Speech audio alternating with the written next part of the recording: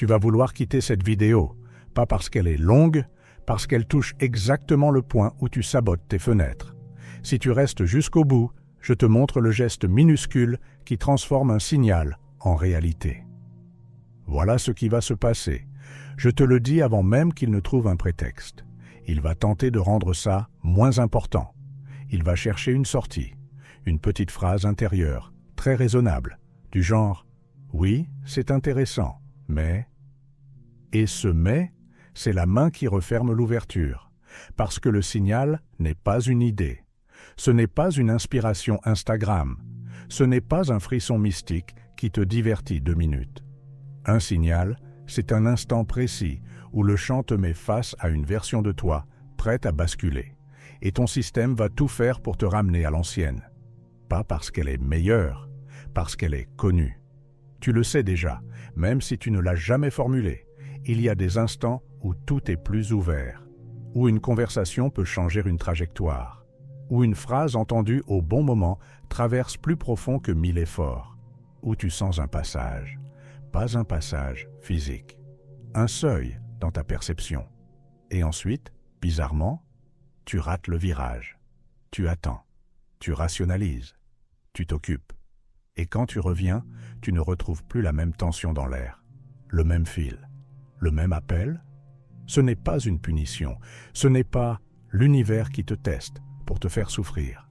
C'est plus simple, plus froid, plus vrai. Ton attention est un projecteur.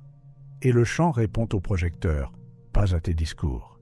Il ne négocie pas avec tes promesses. Il répond à ce que tu tiens. C'est pour ça que le titre te provoque. Ne rejette pas ce signal. Tu peux le prendre comme une phrase dramatique ou comme une notice d'utilisation, parce que la plupart des gens ne ratent pas leur vie à cause d'un grand choix tragique. Ils la ratent à cause d'un petit mouvement invisible, répété. Ils rejettent le signal au moment exact où il arrive. Et attention, rejeter ne veut pas dire non. Rejeter, ça peut être beaucoup plus subtil. Ça peut être sourire, être d'accord et ne rien faire. Ça peut être comprendre et attendre.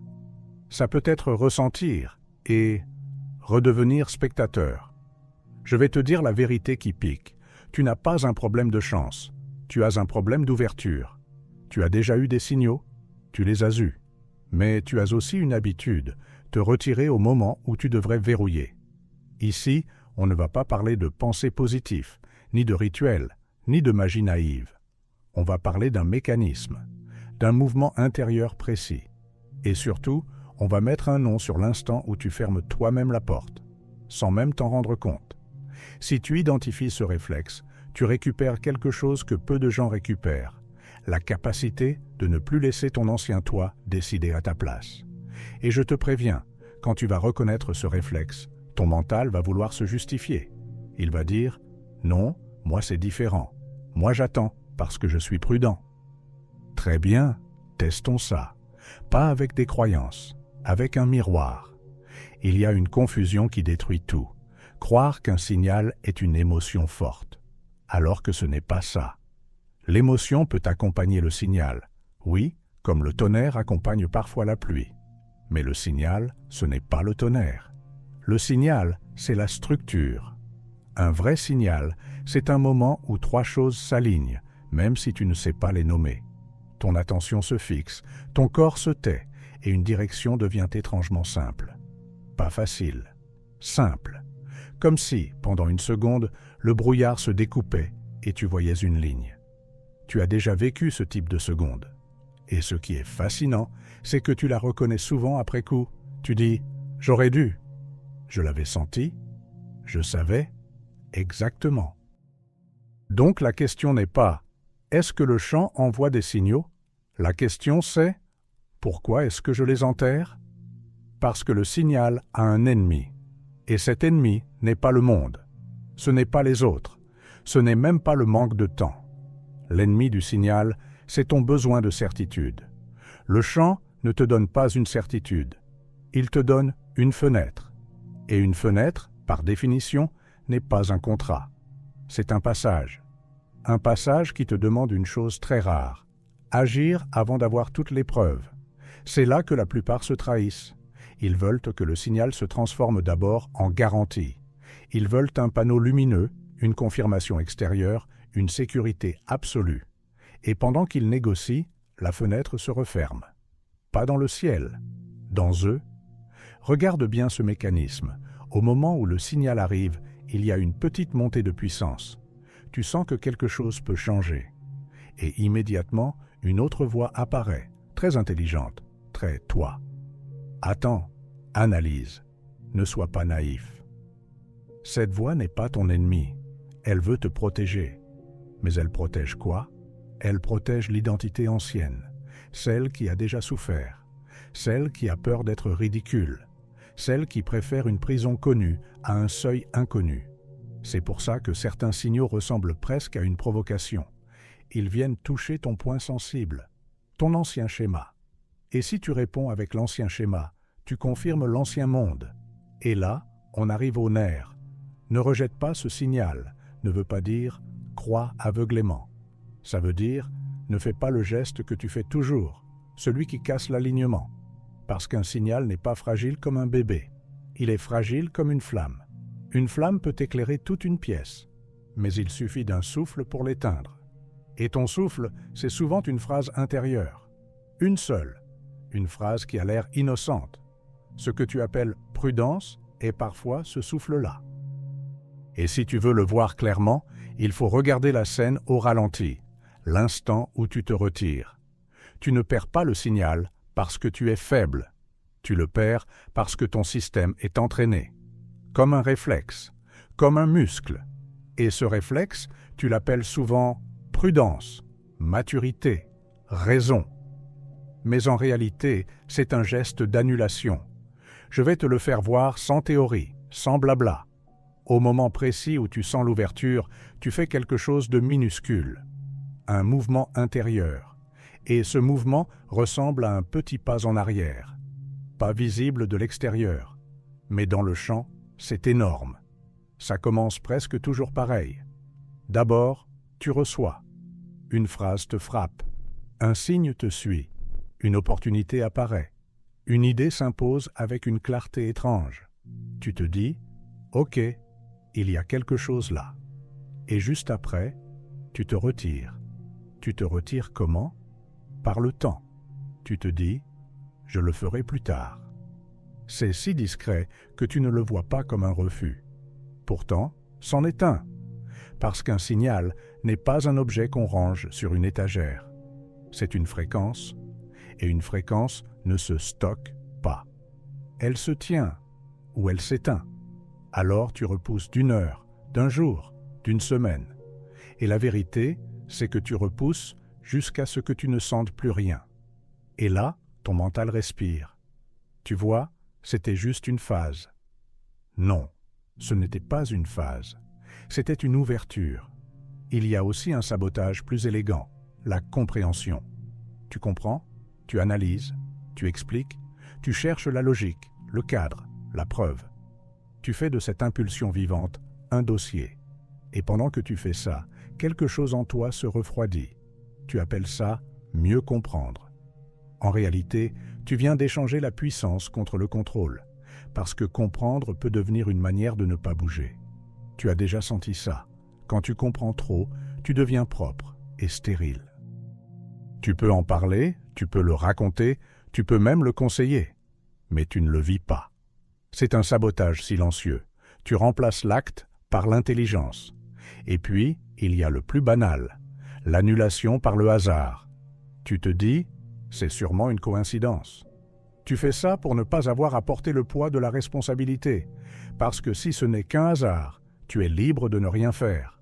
Aucun risque, aucun engagement, aucune transformation. Mais écoute bien, ce n'est pas le hasard qui est le problème. Le problème, c'est la fonction de la phrase. La phrase sert à couper le fil. Je veux que tu comprennes quelque chose. Ton ancien toi n'a pas besoin de te convaincre avec une voix agressive. Il a juste besoin de te proposer un petit confort logique, une sortie de secours, une excuse de qualité. Et tu la prends. Et juste après, tu ressens quoi? Une petite lourdeur, un micro-regret. comme si tu avais laissé passer quelque chose sans savoir quoi. Tu retournes à tes habitudes. Tu reprends ton rythme. Tu oublies, jusqu'au prochain signal. Et tu refais le même geste. Ça, c'est le cycle. Et le plus fou, c'est que tu le fais avec de bonnes intentions. Tu crois que tu te protèges. Mais en réalité, tu protèges la continuité de ton histoire. Voilà la phrase la plus importante de cette partie. Tu ne rates pas le signal. Tu rates l'instant où tu dois verrouiller. Verrouiller, ce n'est pas y croire plus fort. Verrouiller, c'est décider une seule chose, maintenant, qui rend le retour en arrière plus difficile que l'avancée. Un petit verrou. C'est pour ça que la miniature montre un verrou. Parce que ton monde se fabrique par des verrous invisibles, des décisions minuscules mais irréversibles. Et si ce geste est aussi puissant, ce n'est pas mystique, c'est mécanique. C'est là que le pont devient évident. Ce que la plupart appellent effet observateur, ils l'utilisent comme une formule magique. Ils disent « je regarde, donc je crée ». C'est séduisant, et c'est exactement comme ça qu'on fabrique de la croyance faible, parce que ça donne l'impression de pouvoir sans exiger de précision. Moi, je vais le dire autrement, de façon plus utile. Ce que tu observes de manière stable devient ton interface avec le réel.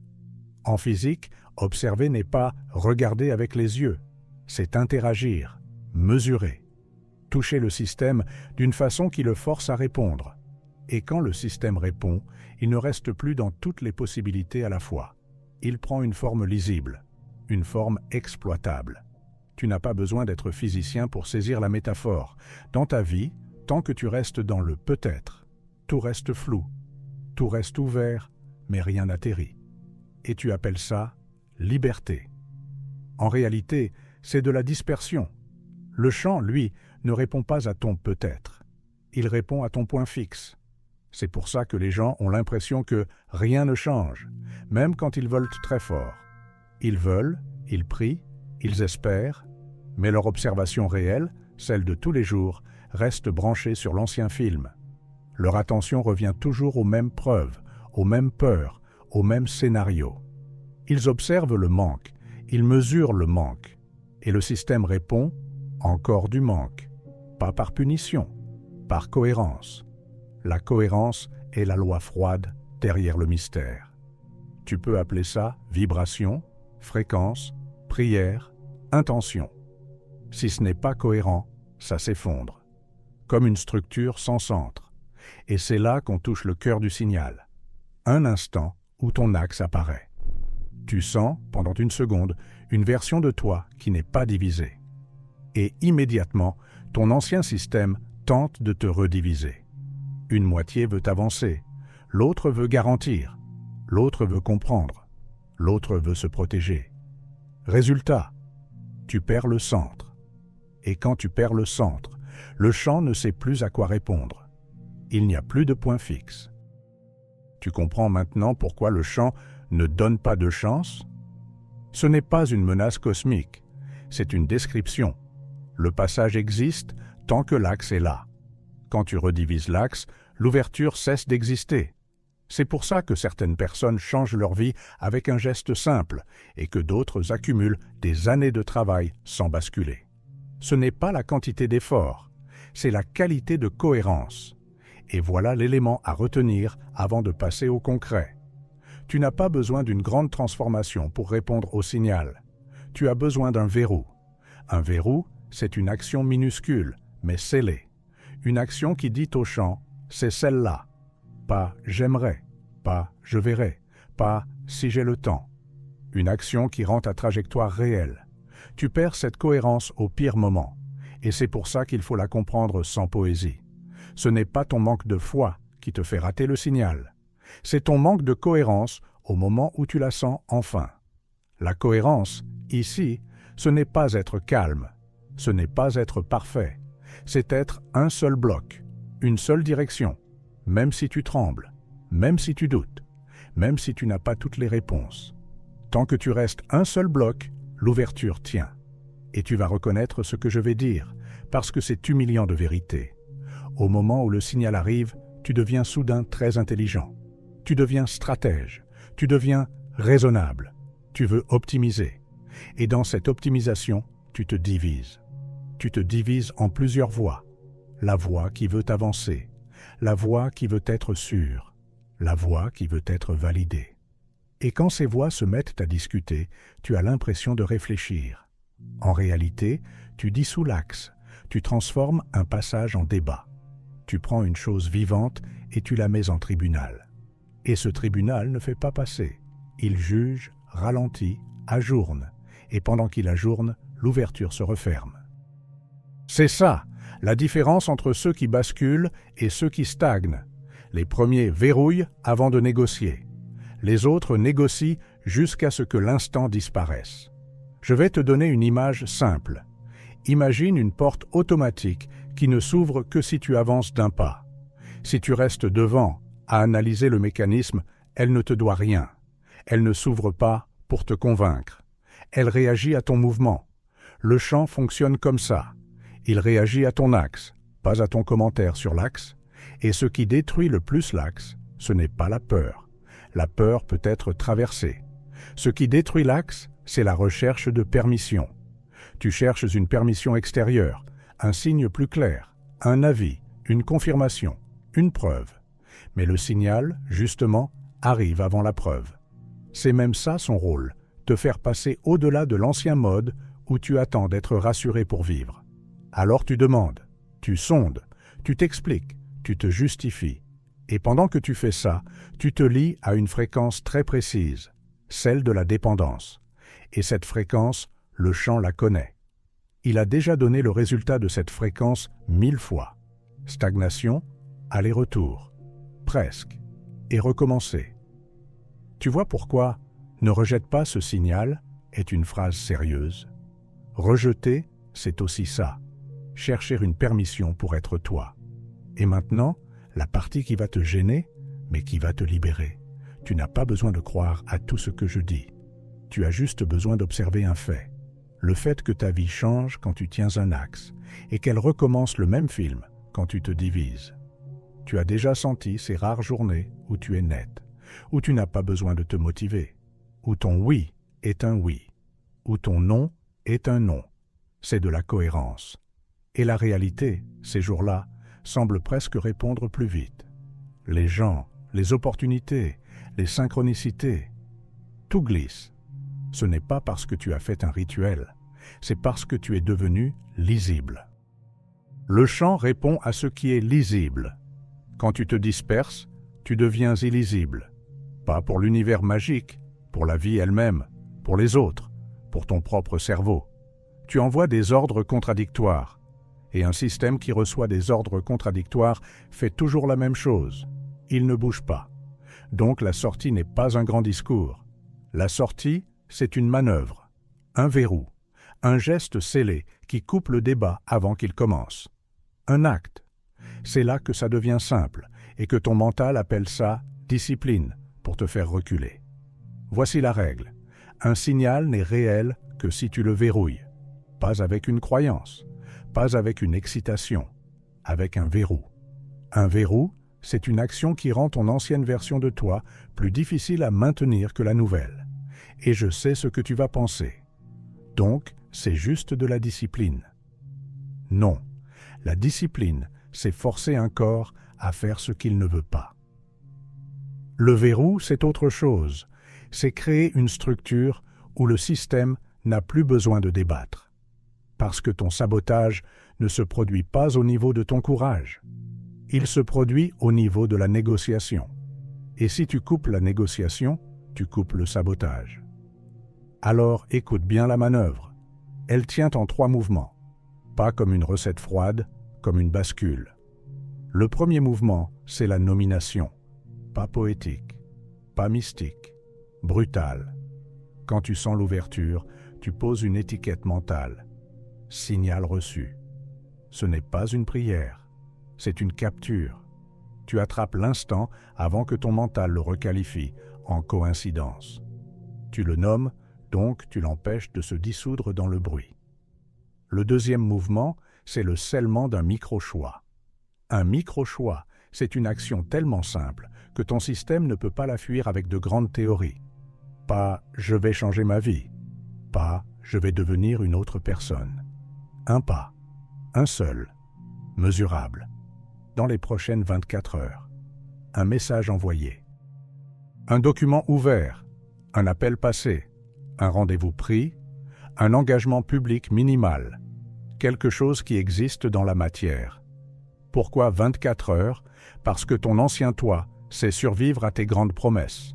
Il sait attendre, mais il a du mal avec un pas concret, court, fermé, daté. Là, il ne peut plus transformer ça en rêve. Le troisième mouvement, c'est la coupure du bruit. C'est là que la majorité échoue parce qu'elle croit que le danger, c'est l'échec. Non.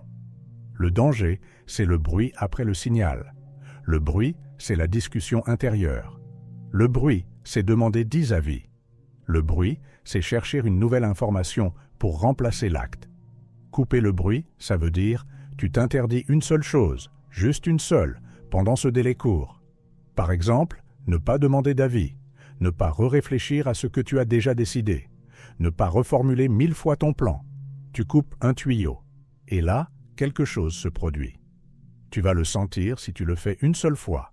Le champ devient plus dense, comme si l'air s'épaississait autour de ta décision. Pas parce que tu as manifesté, parce que tu as arrêté de te contredire. Tu deviens lisible. Et quand tu deviens lisible, tu vois apparaître des choses que tu ne voyais pas avant. Des possibilités, des contacts, des solutions, une énergie plus stable. C'est ça que les gens appellent synchronicité. Et oui, on peut en parler sans honte. La synchronicité n'est pas toujours une preuve cosmique, mais c'est souvent un indicateur de cohérence.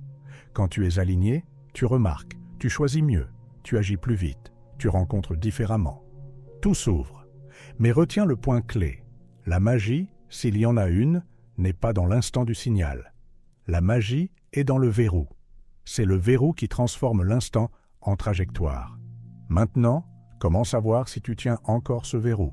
Ou si tu l'as déjà lâché? Il existe un test qui ne ment jamais. Et tu n'as pas besoin d'être spirituel pour l'utiliser. Tu n'as pas besoin de croire aux chants, aux fréquences, aux synchronicités. Tu as juste besoin d'être honnête pendant 10 secondes. Quand tu es dans un signal, une chose apparaît. La simplicité du prochain pas. Pas la facilité, la simplicité. Tu ne te demandes pas quelle était la meilleure stratégie sur 10 ans? Tu vois un pas, un seul. Et il a cette qualité étrange. Il est clair, même si ton ego n'aime pas ça. Il est clair, même si tu trembles. Il est clair, même si tu ne sais pas comment le résultat viendra. Parce que le signal ne te montre pas tout le film. Il te montre la porte suivante. Alors, voilà le test. Si, après avoir reçu le signal, tu ressens le besoin de convaincre quelqu'un, c'est que tu cherches déjà une permission. Parce que convaincre, c'est chercher une validation extérieure qui remplace ton axe. Et le chant ne répond pas à une personne qui cherche une permission. Il répond à une personne qui assume un choix. Si, après avoir reçu le signal, tu ressens le besoin de tout expliquer, de tout justifier, de tout rationaliser, tu es en train de glisser hors de l'axe. Parce qu'expliquer peut être un masque. Le masque de l'intelligence qui évite l'acte. L'intelligence qui se protège du ridicule. L'intelligence qui veut être sûre de ne pas se tromper. Mais le signal n'arrive pas pour t'offrir une sécurité. Il arrive pour tester si tu peux marcher sans garde-fou. Si, après avoir reçu le signal, tu ressens une excitation nerveuse, une urgence de faire quelque chose vite pour ne pas rater, mais sans clarté, attention. Ça, ce n'est pas le signal. Ça, c'est la panique du mental qui veut contrôler. Le signal est plus froid, plus dense, plus silencieux. Il n'est pas spectaculaire. Il est net. Tu veux un autre marqueur? Le voici. Quand tu es dans un signal, tu n'as pas besoin de te raconter une histoire sur toi. Tu ne te dis pas « je suis quelqu'un qui… » Tu ne te fabriques pas une identité. Tu fais le pas. Point. Et quand tu as perdu le signal, tu redeviens narrateur. Tu redeviens commentateur. Tu redeviens celui qui observe sa vie comme un film au lieu de l'écrire. Regarde la différence. Dans le signal, tu dis « je le fais ». Hors du signal, tu dis « je vais voir ». Dans le signal, tu dis « aujourd'hui ». Hors du signal, tu dis « quand j'aurai le temps ». Tu vois? C'est subtil, et c'est là que la majorité se fait piéger. Ils croient que rejeter un signal, c'est dire non. Mais non. Rejeter un signal, c'est entrer dans le flou. Le flou est la drogue la plus dangereuse, parce qu'il te donne l'impression que tout est encore possible, alors qu'en réalité, tu es en train de quitter la seule possibilité vivante, celle qui demande un acte. Voici le point le plus simple et le plus dur. Le chant ne t'envoie pas le signal pour te faire comprendre. Il t'envoie le signal pour que tu deviennes quelqu'un qui verrouille. C'est ça, l'initiation réelle. Tu veux parler de test spirituel? Le test n'est pas « Est-ce que tu crois ?» Le test est « Est-ce que tu verrouilles avant de négocier ?» Parce que ton ancien toi négocie. Il veut des garanties. Il veut des preuves. Il veut une scène parfaite. Il veut que le monde s'adapte à sa peur. Et le chant, lui, n'attend pas que ton ancien toi soit confortable. Il attend que ta nouvelle version soit décidée. Alors pose-toi une question, maintenant, sans te mentir. Quel est le micro-choix que tu sais que tu dois verrouiller et que tu repousses en l'habillant en prudence? Tu l'as. Tu l'as déjà? Et si tu as une réaction de résistance en entendant ça, c'est un signe précieux. Tu es devant le seuil. Alors on finit sans poésie. Tu vas sceller un pas maintenant. Tu es arrivé jusqu'ici, donc on va faire ça proprement. Il y a deux façons de finir cette vidéo. La première, c'est la façon habituelle. Tu te dis « oui, c'est vrai », tu sens que ça résonne, puis tu retournes à ta journée. Et dans 2 heures, le chant sera redevenu un concept. Un joli mot, une idée. La deuxième façon, c'est la seule qui transforme ce que tu viens d'entendre en trajectoire. Tu scelles, pas avec une promesse, pas avec un commentaire, avec un verrou. Je vais être direct. Si tu ne scelles rien, alors ce n'était pas un signal. C'était un divertissement. Et tu peux te divertir toute ta vie avec des vérités, sans qu'aucune ne te change. Le chant ne te demande pas de faire beaucoup. Il te demande de faire juste assez pour que ton système ne puisse plus faire semblant. Alors, on va le faire simplement. Arrête de négocier avec le moment. Tu n'as pas besoin de l'ambiance parfaite. Tu n'as pas besoin d'être prêt.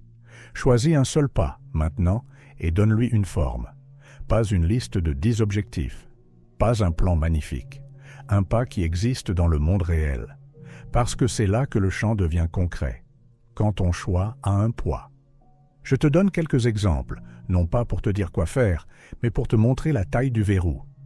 Envoyer un message que tu repousses depuis des semaines. Réserver un créneau, même imparfait. Ouvrir ce fichier et faire le premier geste. Tu vois la logique? C'est petit, mais c'est scellé. Et protège ce verrou pendant 24 heures. Pas pour faire une discipline, pour empêcher le sabotage. Le sabotage va revenir sous une forme familière. Tu devrais réfléchir encore. Tu devrais demander l'avis de... Tu devrais attendre demain. Et si tu lui obéis, tu viens de rejeter le signal. Encore. Et écoute cette phrase comme une loi froide, pas comme une poésie. Le chant ne donne pas 2 chances parce que la même cohérence ne revient pas 2 fois identique. L'ouverture est un état. Et l'état, tu le tiens. Ou tu le perds. Tu peux appeler ça mystique si tu veux. Moi, j'appelle ça une architecture.